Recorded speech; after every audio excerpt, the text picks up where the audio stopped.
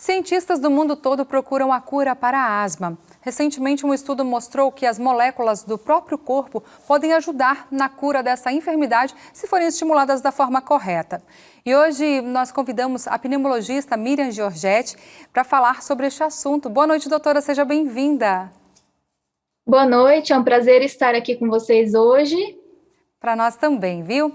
Bom, nós sabemos que os problemas respiratórios estão presentes aí no dia a dia de muita gente, né? É incômodo diário que requer muitos cuidados para ter qualidade de vida. Quais são as maiores dificuldades provocadas pela asma, doutora?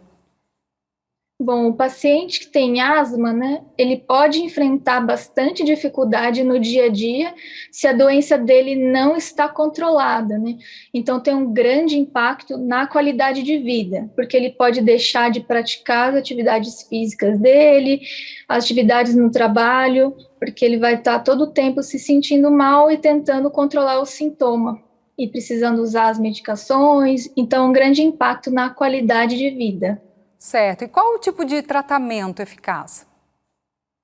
O tratamento que a gente tem hoje em dia, ele está composto das medicações inalatórias, em geral, as tão conhecidas bombinhas para asma, e o paciente faz o uso da medicação que entra pelos pulmões e leva a um efeito anti-inflamatório local. E aí a gente tem um maior controle da doença. Certo. Cientistas levantaram aí a hipótese de que a molécula JAK1 pode ajudar a combater a asma. Mas explica pra gente que molécula é essa? Essa cura pode mesmo acontecer?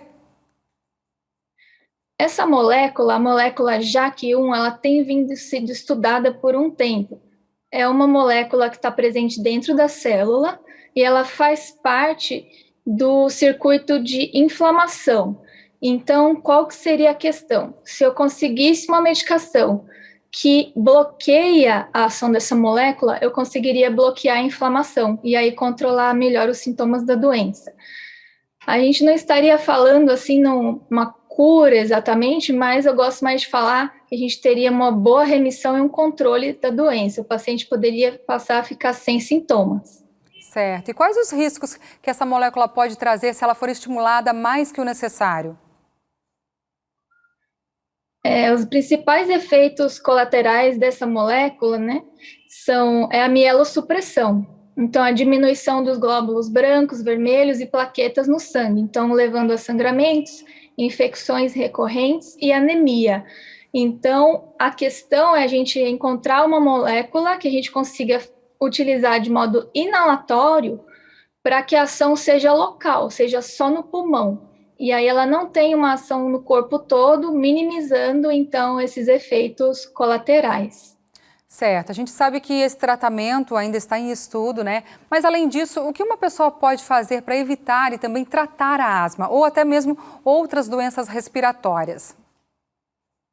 Bom, todo paciente que tem asma, né, é importante para ele, primeira coisa, não fumar e ficar longe de pessoas que fumam, né? Praticar sempre atividade física, né, para melhorar o condicionamento aeróbico, ter uma alimentação saudável, se tiver acima do peso, perder peso também ajuda no controle da doença, e principalmente na asma, evitar aqueles fatores que o paciente sabe que tem alergia, por exemplo, alergia a alguns alimentos, a alergia a alguns alérgenos, a alguns medicamentos, aí ele deve evitar o uso. Se ele não tiver nenhuma alergia comprovada, aí não tem evidência de evitar.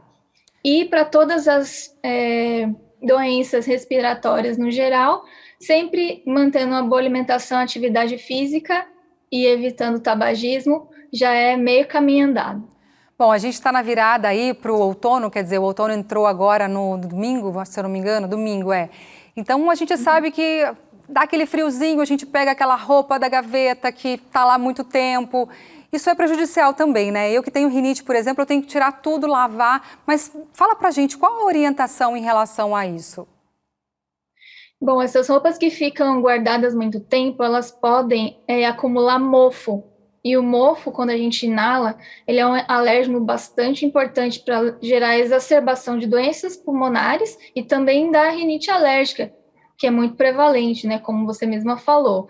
Então, o ideal é tirar essas roupas um tempo antes e ou mesmo lavar as roupas antes de utilizar, ou pelo menos deixar exposto algumas horas ao sol, para que saia esse cheiro de mofo, essas partículas que estão ali acumuladas na roupa. Certo. Doutora, muito obrigada pelas dicas. Um abraço para você. Eu que agradeço. Boa noite. Boa noite.